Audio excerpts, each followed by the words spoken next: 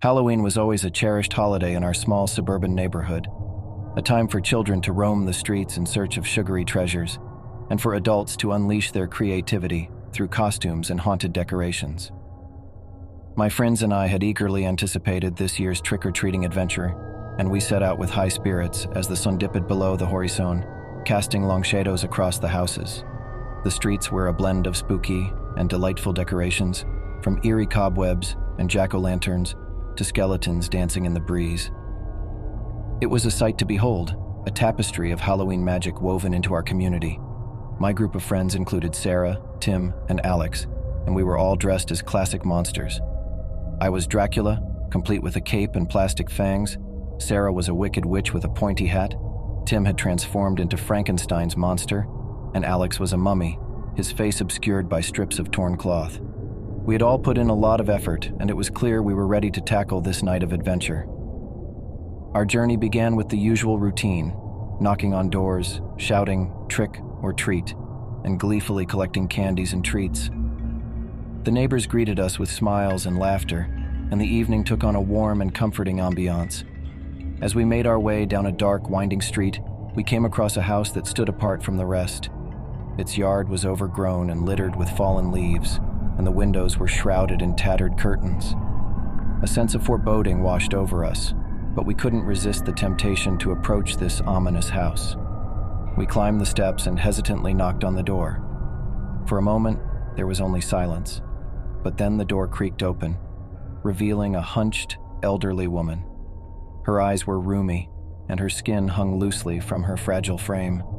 She peered down at us with a smile that seemed more like a grimace. "Trick or treat?" we chimed in unison, though our voices quivered slightly. The woman's bony fingers reached into a bowl and handed each of us a piece of candy. But instead of the colorful foil-wrapped chocolates and candy bars we had come to expect, she gave us each a plain, brown, unmarked wrapper. The contents felt lumpy and unfamiliar in our hands. As we retreated from her doorstep, the woman's laughter echoed behind us, an eerie and unsettling sound that seemed to pierce the night.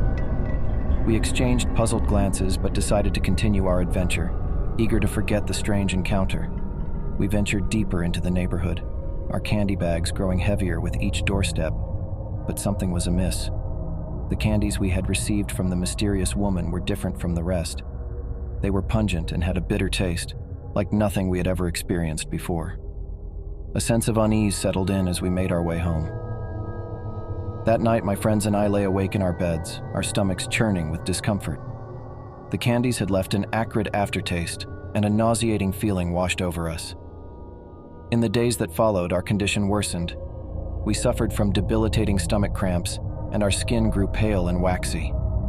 It was as if the candies had unleashed a malevolent force within us, a curse that twisted our bodies and our minds. The nights were the worst.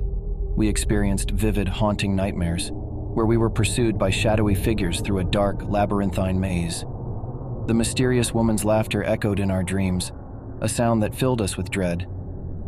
We knew we had to return to the house and confront the woman, to discover what dark magic she had unleashed upon us.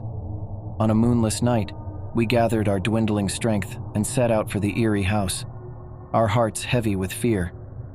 The path to the house seemed longer and more treacherous than before, but we pressed on. The woman was waiting for us, her withered form silhouetted against the dim light emanating from her doorway. "You've returned," she croaked, her voice a sinister whisper. "I knew you would." We demanded answers, the fear in our voices replaced by determination. The woman's face twisted into a cruel smile as she revealed the horrifying truth. The candies she had given us were cursed, a dark spell that had bound us to her. In her eyes, we were the newest members of her sinister collection, trapped for all eternity to serve her malevolent desires. With newfound determination, we fought back, using the last of our strength to break free from her clutches. The battle was fierce, a struggle between the forces of good and evil, and it seemed as though the very foundations of the house quaked with our conflict. In the end, we prevailed, the woman's curse shattered, and her sinister plans thwarted. But the price had been steep. We were forever changed, marked,